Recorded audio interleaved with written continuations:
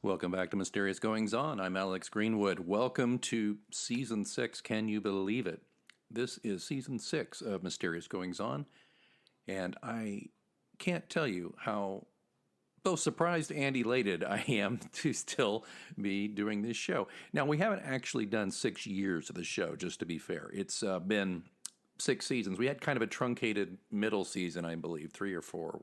Season 3 or 4 due to a lot of reasons. But I went ahead and broke it up and trying to just focus on going forward, having about 20 episodes per season and calling a break after every 20 episodes or so. I think that sounds about right. That 20 episodes is still more episodes than HBO does in most of their series these days, like by a mile. So I think that's fair.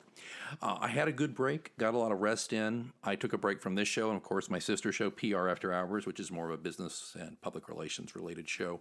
But it was good to take a break. I've had so many incredibly interesting and fun guests on both shows.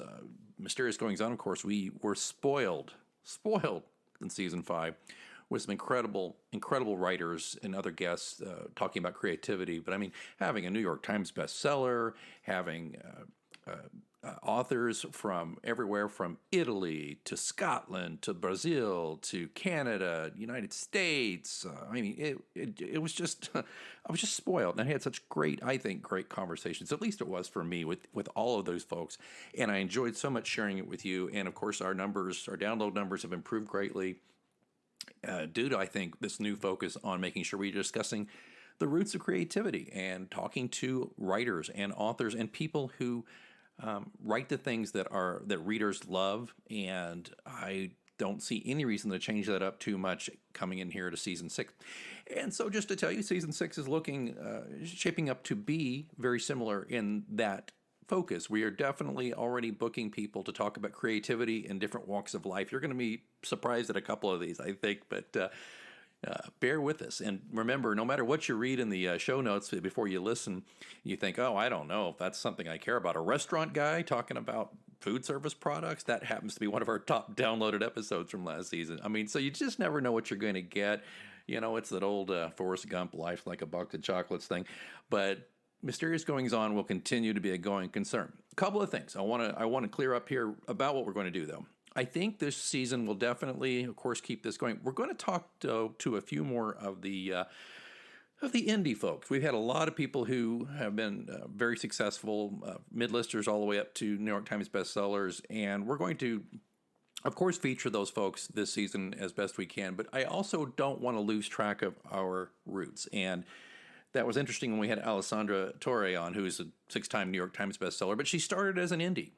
And it was important to me to share that journey with you because a lot of the folks who listen to this show are independently published authors or people who want to be writers and who have a desire to make it a career beyond just a hobby. And I wanted to always illustrate when people like Alessandra, who beat the odds and do great work and work their butts off and make it.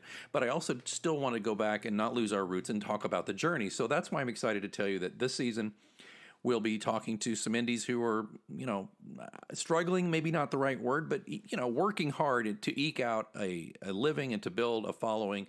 And we're going to talk about their journey. And, it's interesting. We'll talk to people who, they're not at the point where they have, really polished stuff yet, but they're dedicated. I'm not going to spend time interviewing people who are just got a bucket list. Oh, I want to write a novel and it's easy to do now. Tick that box, move on. I'm not going to do that. I want to talk to people who are serious about the craft, but maybe not necessarily hitting those success markers that we all look towards as far as sales or critical acclaim. But anyway, so we're going to have some of that. And again, as I said, we're going to also talk to people from other walks of life who aren't necessarily writers and see what they do in their personal and business lives and career lives to employ creativity in a way that not only gives them success in their career, but also provides some fulfillment. So I'm looking forward to doing that this season.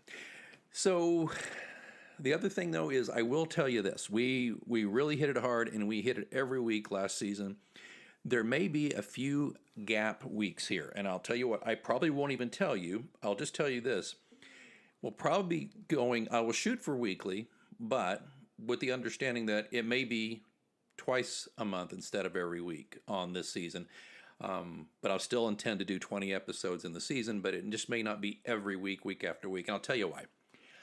I have one more book to go here in this John Pilate Mysteries that I've really promised the fans. There's no guarantees beyond this next book, but I have promised it to our small but loyal cadre of fans that they would have it. I almost always say it'll be out by Halloween. Well, we're looking at September 3rd as I record this. That might be a bit of a tough ask, but I promise you, you will have it by Christmas. And I'm not going to lie, I have had some difficulties. It's interesting. COVID has been hard on everyone. I've been locked down 90% of the time since March. I rarely go out, rarely do anything. I've done a few very safe, but risky all the same things. Even did some camping. But point being, even when I've been home, I've had a difficult time with my usual output. It's just been... it's been tougher going for me. And part of it just may well be that, hate to say it, pilot fatigue. Maybe it's, a point where John Pilate and everybody need to take a long rest. That may be what's going to happen. But I'm excited about it, and I've got some stuff going, but I'm just having a hard time maintaining my usual output. But that's okay. Well, if it takes longer, it takes longer. I don't want to put out something that's half-baked. I want it to be something good. But the reason, too, is... beyond trying to rebuild my business that was pretty well decimated, my day job because of COVID, beyond that, I just want to focus on doing some other stuff beyond John Pilate. I believe I have some good ideas for short stories, collections, and I think I have a good idea for a different kind of novel. But I'm one of those people where I've got to kind of clear the deck in front of me before I can proceed. Some people can do 2 or 3 projects at once. I'm not blessed with that ability. Some people who've been on this show can write very quickly and write very well. And those days for me are, if they're not over, they sure seem like it. So I'm not making excuses. I'm just telling you how it is. But if you're listening to this show, there's a good chance you read my work, and I so appreciate it.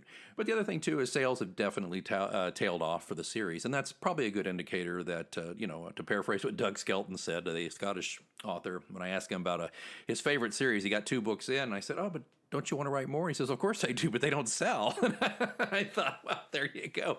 But that's the difference between me, I'm not a hobbyist necessarily, but writing is not my full-time job, whereas that is his. So, but I think there's something to be said for me to approach it a little more in a commercial way. Because if I'm either serious about writing or, it's a side hobby. And I don't really want to relegate it to a side hobby because I enjoy writing so darn much. But it's just been weird times, and I know you understand, or if you don't understand, at least you're empathetic enough to walk with me on this journey, even if it takes a little longer. That said, I feel I owe it to you, the listeners who are fans, to share a little bit from the new book. Now, I fully believe in Stephen King's admonition is when you're writing the first draft, you write with the door closed, you don't talk about the book, you don't share much about it, you just write it. And I'm very close to being done with the first draft, and I thought, and this could change, but I thought I'd share a little reading from the new book, which, by the way, only 2 or 3 people know the title, and as you know, I don't tell the title until the book is ready to go out. But book 8, we'll just say, and it's not Pilate's 8, by the way, we've already done Pilate's 7, but it's book 8 in the series. I thought maybe you would enjoy if I shared a little taste. So here we go. I'm going to share a little taste with you, and then I'll be back at the end to wrap things up for this episode, and we'll talk to you on that side.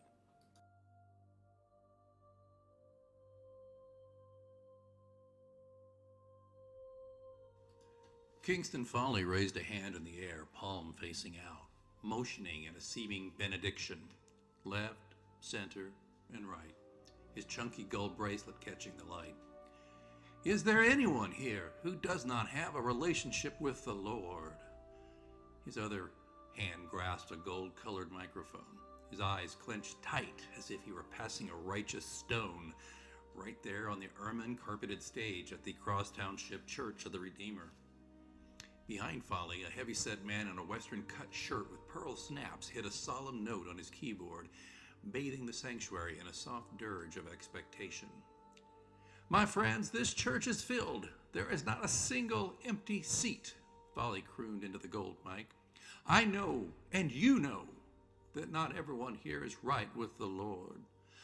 I am offering you," he paused, inhaling deeply, then opening his eyes and exhaling, "the mystical redeeming grace of the Holy Ghost." The organ volume moved up a notch or two. "I am offering you the stern paternal love that only the Father can give. And I am most importantly offering you the loving embrace of the Son, Jesus Christ." A man appeared from the wings of the dais to the right of the keyboard, sliding into the strap of an acoustic guitar. He strummed a complimentary note. Folly's hand fell to his side, the bracelet sliding down his wrist as he scanned the room. "Friends, we have only to accept that which we know we so richly deserve. Profess your faith." A murmur from the crowd interrupted his thought. A woman, looking to be in her early 20s, wearing torn jeans and a tank top that accented thin, colorfully tattooed arms. Her long blonde hair was thick and shiny. She walked haltingly down the left aisle, her eyes down, one hand clutching the strap of a flower-patterned handbag. Folly smiled, raising his hands in an open palm gesture of welcome as the organ broke into a faster tempo, a lighter key with the guitar player adding flourishes. "Come on up, child, and receive the love of the Lord." Folly turned to place the microphone in its stand beside the lectern and whirled back to the woman as she moved up the steps to mount the altar. "Child of God, what is your name?" She looked at the floor a moment, then into Folly's eyes. "Jezebel." In a fluid motion, she dropped the bag from her shoulder as her right hand dove into it. The bag hit the floor, revealing in her hand a small pistol pointed at Folly. "No, child!" Folly exclaimed as the gun went off. The wide-eyed keyboardist dropped behind his instrument, his hands playing foul notes as they dragged across the keys. The guitar player ducked, hugging his instrument with a yelp. The congregation erupted as two more shots exploded into Folly. The big man, suddenly diminished, crumpled to the floor, eyes wide open, mouth working wordlessly in prayer. "Pilate has washed his hands of you, you false prophet," the woman shouted as she whirled, pointing the gun at a man and a woman from the congregation, tentatively closing in on her. Whether they were trying to help Folly or disarm her, she was having none of it. "Back off," she shouted, then fired a shot into the ceiling. "John Pilate prophesied the return of dead Jack. He gave me the list of Pharisees, starting with this con artist." She fired again at the stricken Folly, the bullet missing him and throwing up a tuft of carpet. "Pilate made the list. I will make it right," she shouted again as she waved the gun around, her arm trembling as if the pistol was suddenly heavy.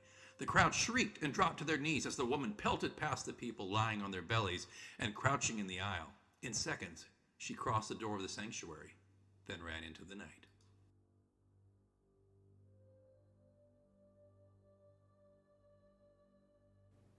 Well, I hope that reading was not too painful to listen to, and I hope it whetted your appetite for the new book. It's coming along nicely, and I look forward, as I said earlier, to getting it to you before the holiday season. We'll make a great Christmas gift. Anyway, thanks so much for joining us here for Season 6. We'll be back very soon with a new episode. Best way is to never miss one, of course, is to subscribe on Apple Podcasts or wherever you listen to your pods. Just subscribe to Mysterious Goings On, and that way you never miss an episode. It just boop, drops right into your feed when a new episode is released. The other thing is, of course, you can subscribe to mgopod.com. Go there and scroll down and get on the contact list, and you'll be notified every time we post something there, which is not often. It's just every time we have an episode, occasional special message. No biggie. mgopod.com. Please sign up there. And, of course, if you can support the show, there are links to donate to the show to help keep it going. I could sure use some help with my hosting fees, etc. So if you want to do that, that'd be great. And, of course, one of the best things you can do is go buy my books on Amazon.com, or you can get autographed copies through mgopod.com. If you want an autographed paperback, I can do that. Also, great Christmas gifts for the holiday season coming up.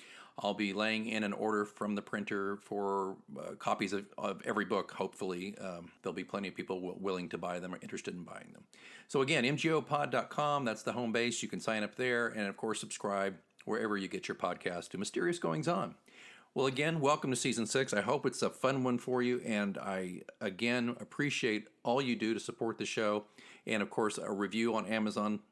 I keep saying Amazon. Now, a review on Amazon for the books would be great, but a review for the podcast on Apple Podcast in particular, a 5-star review with a couple of words saying, love this show, listen to it if you're into reading and writing and thrillers, etc. That'd be so great. All right, I'll stop yakking at you, and we'll talk to you next time. Until then, keep reading. It's a great time to get a great deal on a new car when you get approved for an auto loan from PenFed. Our Powered by True Car rates are as low as 1.39% APR on new vehicles. Finance for a longer term to lower your monthly bill. Plus, take up to 60 days to schedule your first payment. Join PenFed and together we'll keep you moving forward. Anyone can apply. Visit penfed.org/auto or call 1-800-247-5626. To receive any advertised product, you must become a member of PenFed, insured by NCUA. Get a credit card that gives you what you need now. A low interest rate on everyday purchases and a place to transfer high interest rate balances. The PenFed Gold Contactless Card is our lowest interest rate credit card. You can even earn a $100 statement credit when you spend $1,500 in the first 90 days. Join PenFed and together we can help you keep more of what's yours. Visit penfed.org/goldcard. To receive any advertised product, you must become a member of PenFed, insured by NCUA.